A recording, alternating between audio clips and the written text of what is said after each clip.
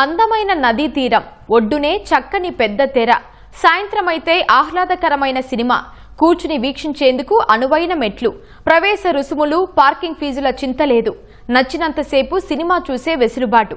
వింటూ ఉంటేనే వెళ్లి కూర్చుని సినిమా చూడాలనిపిస్తోంది కదూ. అయితే పదండి, రాజమండ్రి తీరంలోని గోదావరి టాకీస్కు వెళ్లిపోదాం.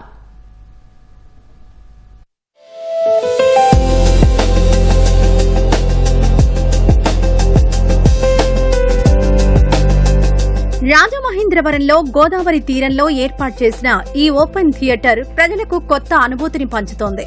వారాంతాల్లో కుటుంబ సభ్యులు, స్నేహితులతో కలిసి వచ్చి ప్రశాంతంగా గడపడానికి చక్కని వేదికగా నిలుస్తోంది.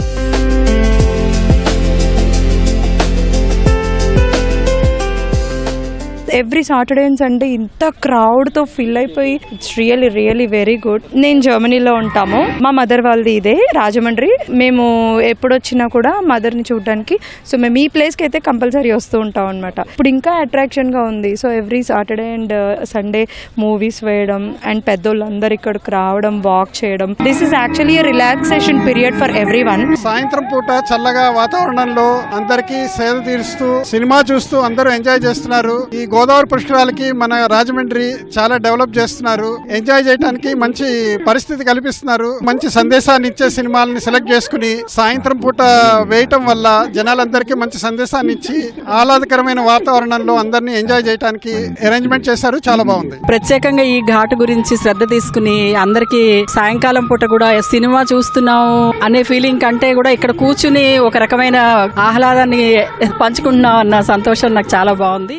వచ్చే ఏడాది గోదావరి పుష్కరాలను కుంభమేళా తరహాలో ఘనంగా జరపాలని కూటమి ప్రభుత్వం భావిస్తోంది. దానికి అనుగుణంగా భక్తులు, పర్యాటకులకు ఆధ్యాత్మిక భావనతో పాటు వినోదాన్ని అందించేలా ఏర్పాట్లు చేస్తోంది. ఇందులో భాగంగా గోదావరి తీరాన ఓపెన్ థియేటర్ అందుబాటులోకి తెచ్చింది. కోటిలింగాల ఘాట్ను అభివృద్ది చేసిన ప్రభుత్వం నదీ తీరాన భారీ తెర, భారీ సౌండ్ బాక్సులతో థియేటర్ సెట్టింగ్ను ఏర్పాటు చేసింది.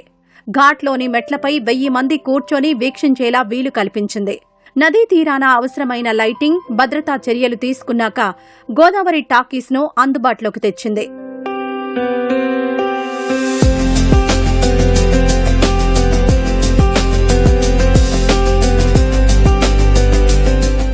సాయంకాలం టైంలో ఇలా కష్టపడి వస్తామండి. మున్సిపల్ చేస్తాం, హౌస్ హోస్టింగ్ ఉద్యోగం చేస్తామండి. కాలక్షేపాలకి అయితే తెర మీద బాగా సినిమాలు వేస్తారండి. అలాగే చూస్తానికి వస్తామండి. మంచి సినిమాలు వేస్తారండి. పోయిన వారు ఏమో ఫేమస్ వేగం వేశారండి నాగేశ్వరరావు. అందరికి చాలా ఆనందంగా ఉంటుంది సార్. మధ్య తరగతి వాళ్ళు వచ్చి చూడడం చాలా సంతోషంగా ఉంది. ఇలాంటి వాళ్ళ కోసం ఇలా ఎక్కడెక్కడో తిరిగి వచ్చి ఇక్కడ రెస్ట్ తీసుకుని చల్లటిగా వాతావరణానికి ఈ సినిమాలకి చూడడం, వాళ్ళ కష్టమంతా మర్చిపోయి ఇక్కడ సినిమా అయినంత వరకు సంతోషంగా గడుపుతున్నారు. బాగుంది సార్. మంచి వాతావరణం, గాలి బాగుంది, ఇక్కడ నీట్నెస్ కూడా బాగుంది.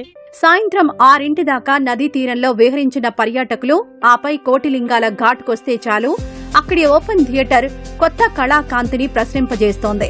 గోదావరి అలల సవ్వడి, చల్లని గాలితో హాయిగొలిపే వాతావరణం మధ్య కుటుంబం, బంధుమిత్రులతో కలిసి ఆహ్లాదకరమైన వినోదాన్ని పొందే అవకాశం కల్పిస్తోంది. అలనాటి ఎన్టీఆర్, ఏఎన్ఆర్ల మధురమైన చిత్రాలు మొదలుకొని నేటి తరం హీరోల సినిమాలు చూస్తూ పాటలు వింటూ పులకించిపోతున్నారు.